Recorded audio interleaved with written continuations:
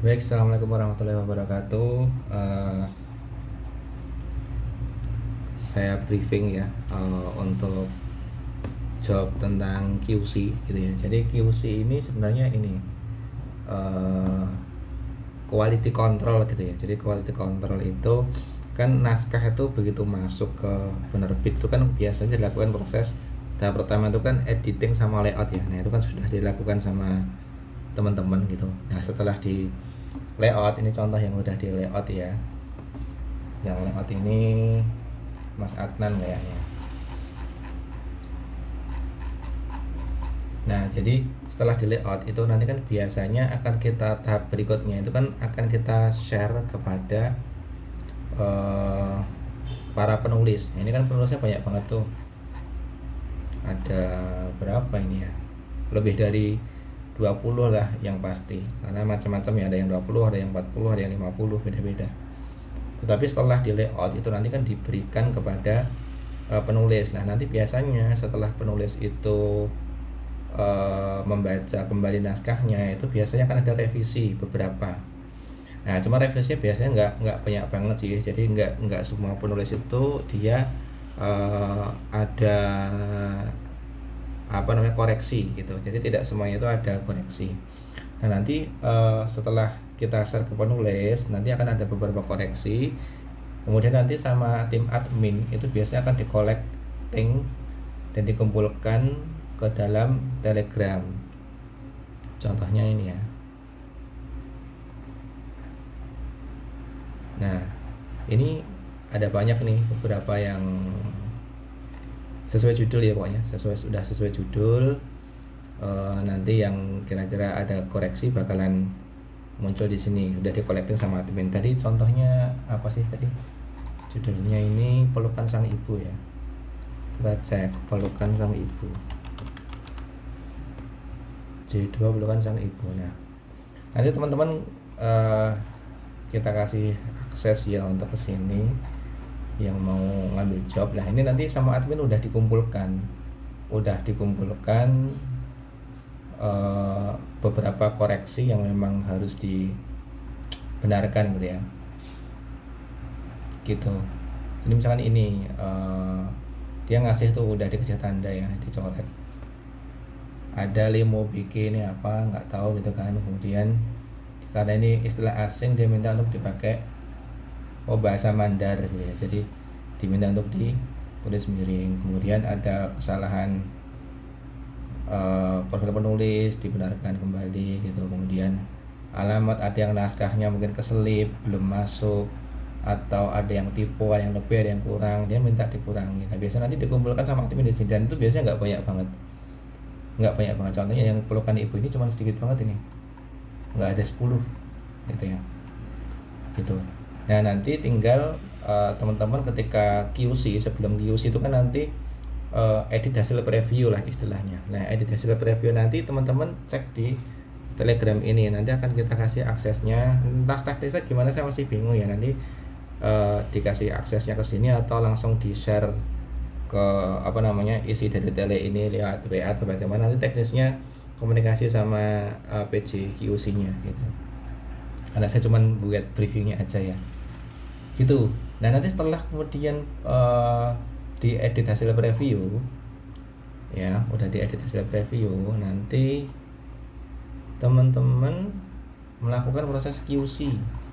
Nah QC ini apa? QC ini adalah quality control. Jadi kira-kira bukunya itu sebelum dicetak itu sudah ini ya, sebelum dicetak itu kira-kira wangun, kalau istilah bahasa Jawa itu wangun untuk dibaca, dilihat itu enak gitu.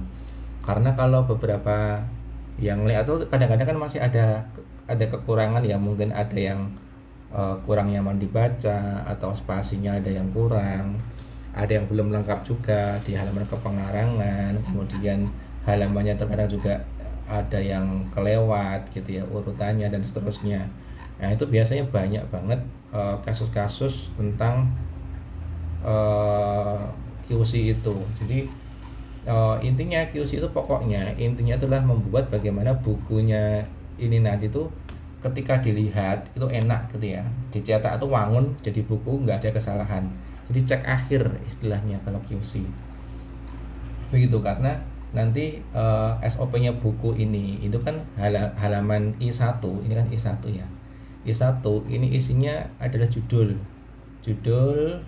dan subjudulnya itu diambil desain dan fontnya dari yang udah kita berikan yang ada di Word itu. Kemudian halaman I2 itu isinya tentang apa ini ya, alamat dari penerbit itu sendiri. Ini udah template gitu. Kemudian berikutnya halaman I3 itu isinya judul, kemudian ada penyunting dan para penulis. Ini namanya halaman judul gitu ya.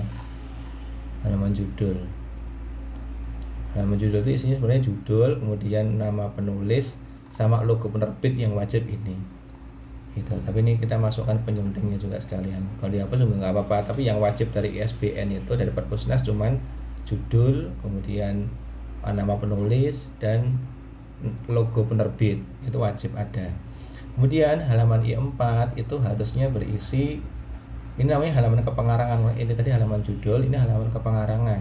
Halaman kepengarangan itu isinya adalah judul utama, kemudian kalau ada subjudul ya subjudul, kemudian nama para penulis, kemudian penyunting, tata letak, desain sampul, nama penerbit, nomor ISBN, cetakan pertama itu bulan apa, nanti diisi di sini. Ini namanya halaman kepengarangan. Nah, di sini terkadang itu kan desain sampul masih kosong, nama penyunting juga kadang tidak diisi. Nah, nanti teman-teman yang di QC itu tugasnya adalah mengisi ini salah satunya. Selain merapikan juga mengisi beberapa kekosongan. Jadi nggak boleh ada yang kosong ini. ISBN juga berapa kan belum, masih kosong, nanti akan diinformasikan sama tim adminnya langsung begitu. Kemudian halaman 5 ini sebenarnya sudah masuk kepada kata pengantar.